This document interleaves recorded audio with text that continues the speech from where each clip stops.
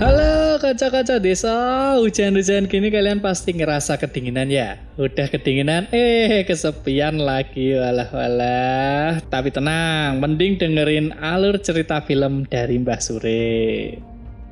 Biar semakin menikmati suasana dingin malam ini, mari kita tonton film The Ice Road yang settingnya di jalur es.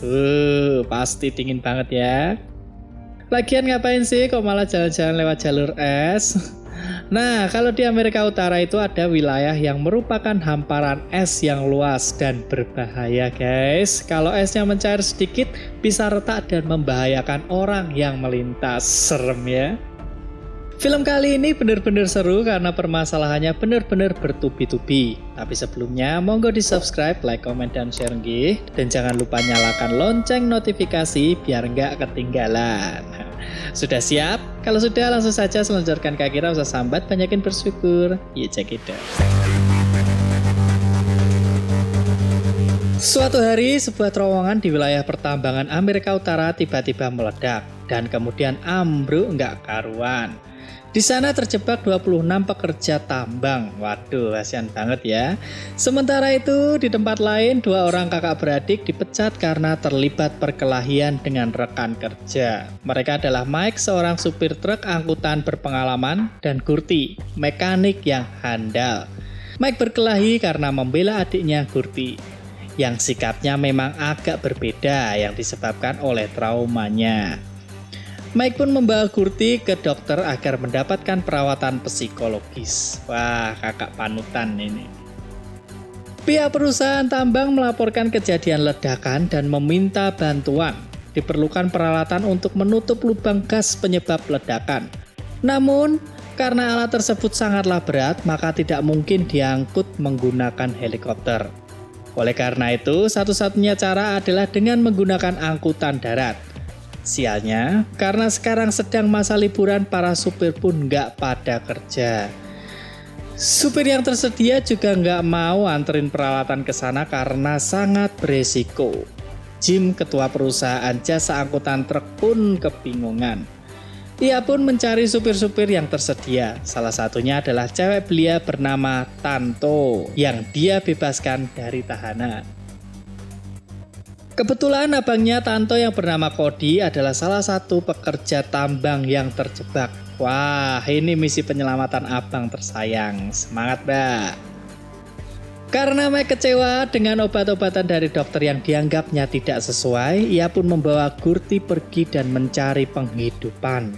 Di jalan, Mike membaca pesan dari pemerintah bahwa telah terjadi bencana di tambang dan membutuhkan sopir truk untuk mengantarkan bantuan. Mike pun melamar pekerjaan tersebut. Pucuk dicinta, ulam pun tiba. Mike menceritakan pengalaman kerjanya kepada ketua tim yang bernama Jim. Lalu Gurty juga dites keahliannya.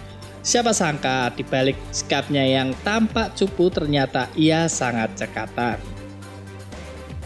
Jadi tim pengantar peralatan terdiri dari Jim, Mike, Gurty, Tanto, serta Varney yang merupakan analis resiko dari pihak perusahaan.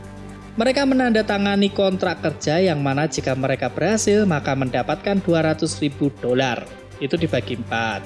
Jika ada yang tidak survive, maka honor tersebut akan diberikan kepada anggota tim yang berhasil mengantarkan peralatan tersebut hingga tujuan.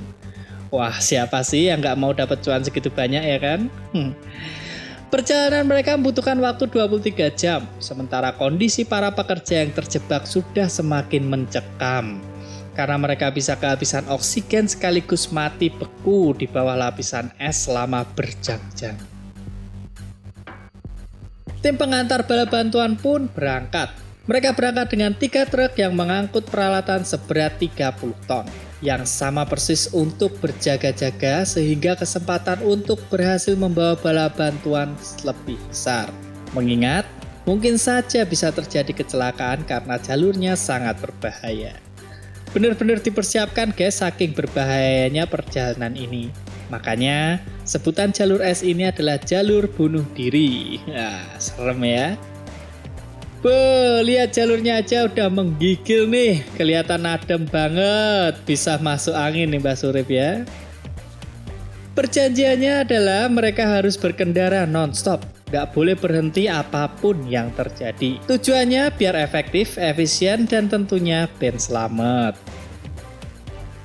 Mereka melewati malam dengan mulus. Saat pagi hari, Varney so akrab nawarin makanan dan ngajak-ngajak ngobrol Tanto. Dia tanya-tanya tentang perjalanan jalur es, karena ia sama sekali nggak tahu menau tentang pekerjaan supir truk. Tanto yang merupakan supir truk berusia muda namun memiliki pengalaman yang banyak menanggapi seenaknya aja. Tiba-tiba truk paling belakang yang dikendari Jim macet. Panik dong. Bukan hanya itu, yang semakin bikin panik adalah ternyata es di bawah truk retak. Kebayangkan truk sebesar dan seberat itu kalau masuk ke dalam es gimana? Mereka berusaha untuk menarik truk yang macet. Jadinya kayak truk gandeng gitu guys. Ya ini jangan baper ya, truk aja digandeng masa lo enggak.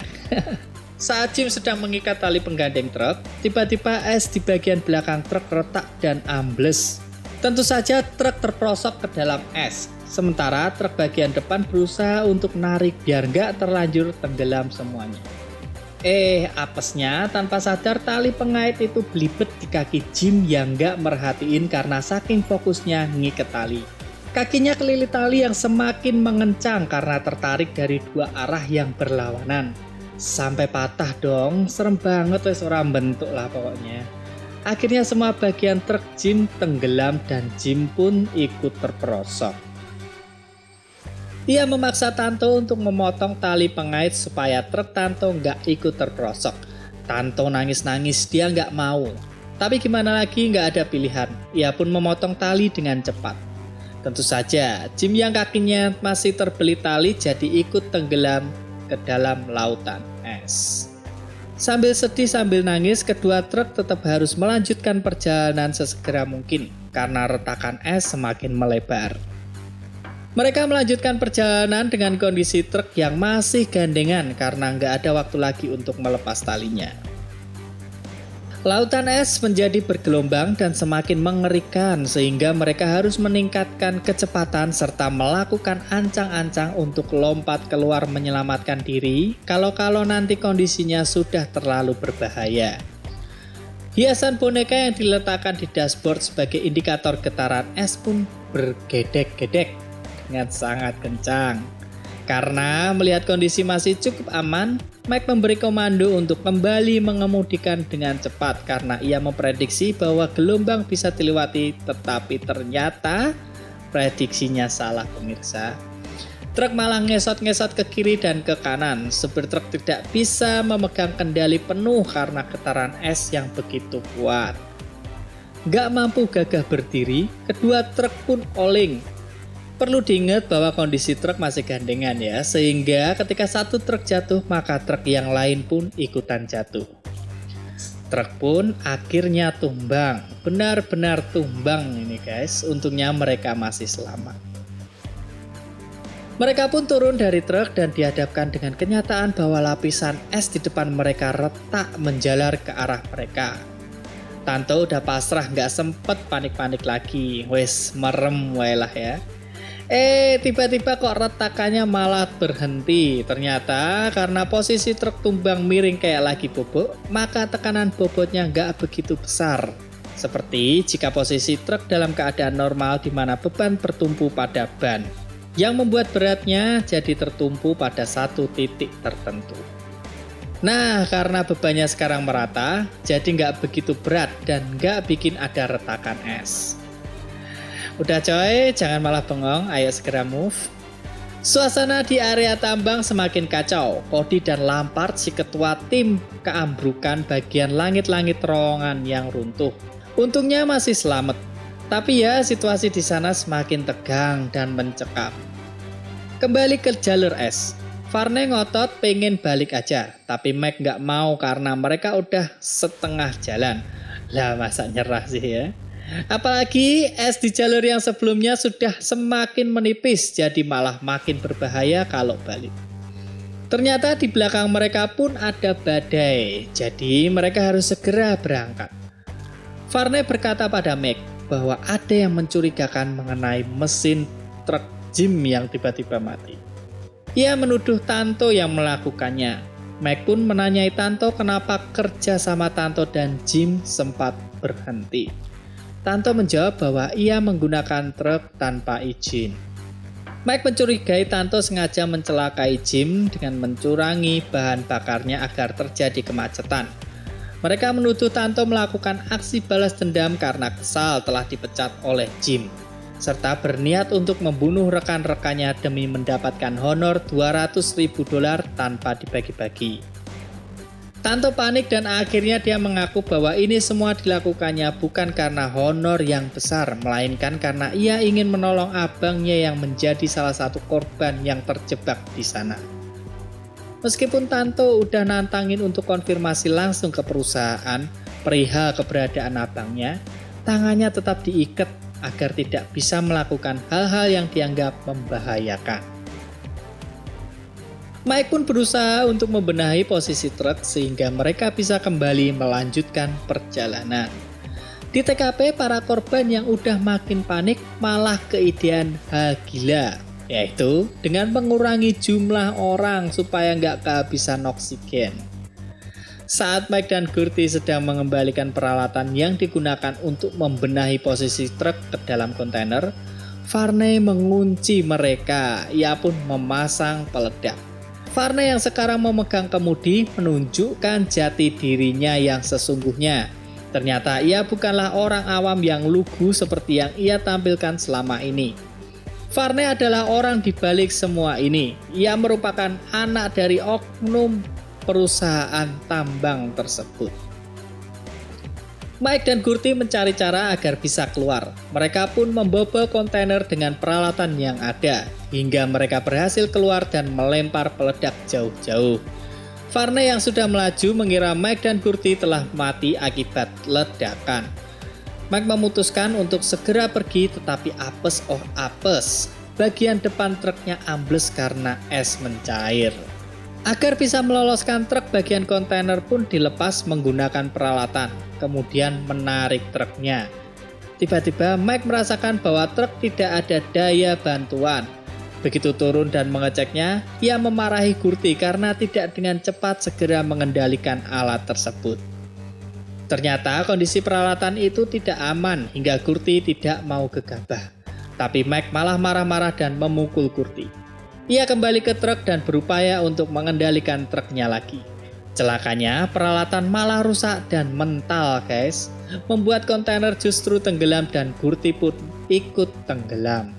Pastinya Mike langsung nyemplung ke dalam es yang pasti bisa bikin beku. Dia berusaha menyelamatkan si Gurty, tapi Gurty nggak merespon. Nah, nyesel kan? Sekarang malah nangis-nangis. Untungnya Gurty batuk-batuk lalu mengeluarkan air dan ia pun tersadar. Dengan gercep, Varney sudah berada di lokasi tempat ia janjian dengan bosnya. Si bos bilang bahwa Varney harus menjatuhkan truk yang ia bawa itu ke jurang dan membuatnya tampak seperti kecelakaan. Di TKP, ketua tim menemukan fakta bahwa ternyata sistem manajemen yang buruklah yang menyebabkan bencana ini. Mereka menyuruh para pekerja untuk mematikan sensor gas metana agar para penambang bisa terus membuat lorong demi mendapatkan hasil tambang yang lebih banyak. Mereka pun dibayar $100 per bulan sebagai balasannya. Dan siapapun yang membocorkan rahasia ini akan dipecat. Walah, dasar bos-bos serakah ya. Saat akan menjatuhkan truk ke jurang, si Tanto tersadar dari pingsannya. Saat Varney sedang mengancamnya, Varney sempat-sempatnya ngecek kotak tikus piaraan Gurty dan ya dikikit deh jarinya. Varney pun lengah dan Tanto menendangnya keluar truk. Dengan sigap Tanto mengendarai truk. Varney masih belum menyerah. Ia gelantungan di bawah truk dan merusak selang bahan bakar hingga bocor. Mike dan Gurty pun menyusul. Dengan cepat mereka berhasil ngebut karena mengendarai truk trondol tanpa beban kontainer. Mereka harus menghadapi anak buah si bos penjahat. Mereka berantem dengan posisi truk masih berjalan. Baku hantam sekuat tenaga supaya Mike dan Gurty tetap selamat. Gurty pun terlempar keluar truk. Ia hampir mati dicekek penjahat. Udah lemes cuy, tapi jangan lupa Gurty kan veteran perang. Meskipun tampak lengah, tapi dia mah Bang Jago. Ya menang dong ya. Mike dan Gurti segera melanjutkan perjalanan. Karena bensinnya udah mau habis, Tanto jadi panik. Tapi apa daya, truk pun berhenti. Varney yang berhasil menyusul menggunakan mobilnya pun membuat Tanto makin panik. Ia menembak Varney tapi nggak kena. Sabar dulu kanca-kanca, lihatlah pahlawan datang. Mike menyusul mereka dan segera menabrak mobil Varney yang gaya mau menghadang truk Mike. Hingga akhirnya malah jatuh ke jurang. Wah, syukurin ya, jahat sih. Mike minta maaf ke Tanto karena udah nuduh dia. Mereka pun baikan lagi. Saat sedang menyalurkan bensin ke truk Tanto, tiba-tiba di atas gunung terjadi ledakan. Wah, gawat, bisa-bisa mereka malah kena longsoran es. Emang kalau orang jahat itu nggak mati-mati. Ternyata Varney berhasil selamat dan gercep banget naik ke atas dengan membawa peledak. Dasar kompor meleduk. Mereka bertiga segera masuk truk berusaha menyelamatkan diri. Gunung es longsor dan hampir aja menimbun mereka. Saat Mike memeriksa truk Tanto, ternyata Tanto terluka parah. Ada ranting pohon yang runcing melukai bagian dadanya. Wah, mesake banget ini. Akhirnya Mike dan Gurti menarik truk Tanto dari reruntuhan es, lalu mengaitkan kontainernya ke truk Mike. Jadi sekarang mereka bertiga pergi menggunakan truk yang membawa kontainer berisi bala bantuan. Di kantor tambang, duo bos jahat udah deg-degan nih. Mereka takut tim Mike berhasil membawa bala bantuan. Nanti kalau sampai selamat dan para pekerja tambang melamporkan detail kejadian, bisa membuat mereka celaka, ketahuan akhirnya mereka nantinya. Baru aja Mike mengendarai truknya, udah ditabrak-tabrak sama Varney yang mengendarai truk Tanto yang tadi ditinggal. Emang dasar belum puas juga si Varney ini ya, semua demi cuan. Truk pun senggol-senggolan. Si jagoan pun menyerahkan kemudi kepada Gurti. Lalu ia keluar truk untuk melompat ke truk Varney. Tanpa babi bu lagi, ia langsung menghajar Varney dan adu bogem pun terjadi. Hingga mereka berdua terlempar dari truk. Udah sampai luar masih bogem-bogeman. Berantem di atas es memang seru ya. Gurti langsung galau saat truknya harus melalui jembatan yang maksimal bebannya 35 ton. Tanto yang sudah berpengalaman pun berinisiatif untuk mengambil alih kemudi. Saat melewati jembatan, ban truk perlu dibantu dengan alas ban yang ditangani oleh Gurti. Saat truk perlahan-lahan melalui jembatan, tali penyangga putus satu demi satu. Serem banget. Mike yang berhasil mengendarai truk sambil terus berkelahi melawan Varney menyadari bahwa di depan ada gelombang es yang membahayakan. Ia pun melompat keluar dari truk hingga truk beserta Varney nyemplung ke dalam es. Jembatan runtuh, Tanto dan Gurti terbengong-bengong melihat keadaan sampai mereka menyadari bahwa truknya mundur.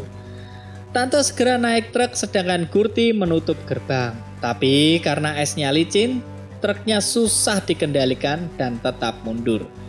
Gurti berupaya untuk menahan truk tapi tubuhnya malah tergencet. Tanto yang menyadari hal itu langsung turun dari truk dan syok melihat kondisi Gurti. Tanto segera memasang alas ban dan melajukan truknya. Namun sayang, Gurti sudah tidak tertolong. Mike yang menyusul mereka dengan cara memanjat tebing pun menangis pilu melihat adiknya sudah tidak bernyawa. Mike dan Tanto pun berhasil sampai di area tambang. Peralatan bantuan segera dipasang, para pekerja berhasil diselamatkan. Sorak-sorai kebahagiaan pun terlihat penuh sukacita. Tanto sangat senang bisa bertemu kembali dengan kakaknya dan Cody pun mengucapkan terima kasih pada Mike. Ketua tim mengadukan apa yang terjadi kepada CEO perusahaan, sehingga CEO langsung menginterogasi si bos tengik selaku manajer tersebut. Tanpa babi bu lagi, Mike langsung menonjoknya. Wakil Kementerian SDA Kanada menghampiri Mike untuk mengucapkan terima kasih dan bela sungkawa atas kematian Gurti. Ia juga memberikan cek dengan nominal yang besar. Di saat yang bersamaan, seorang tim medis menghampiri Mike dan menyerahkan barang yang terdapat di pakaian Gurti. Ya, itu adalah brosur penjualan truk yang selama ini Kurti pegang karena ia ingin sekali membeli truk. Ketebak dong, selanjutnya gimana? Mike pun membeli truk dan membuka perusahaan pengantar barangnya sendiri, sementara Tanto kembali bekerja di perusahaan Jim. Mereka pun tetap menjalani hidup dengan optimis. Life must go on. Ya, kisahnya berakhir bahagia. Ternyata perjuangan itu benar-benar gak mudah ya guys, harus penuh keyakinan dan niat yang mulia. Apapun yang terjadi, terjadilah. Yang penting jangan berhenti berusaha serta ikhlas menjalaninya. Meskipun kehilangan seseorang yang disayangi pasti sangat menyakitkan, tapi pada akhirnya kita harus ikhlas karena toh semua orang pasti akan mati. Tidak ada yang abadi di dunia ini. Kita memang butuh uang untuk hidup, tapi uang tetap bukan segalanya guys. Jangan sampai kita mencelakai orang lain demi harta dan tahta yang tidak akan kita bawa mati itu. Baiklah konco desa, film serunya sudah selesai. Sampai ketemu di video selanjutnya.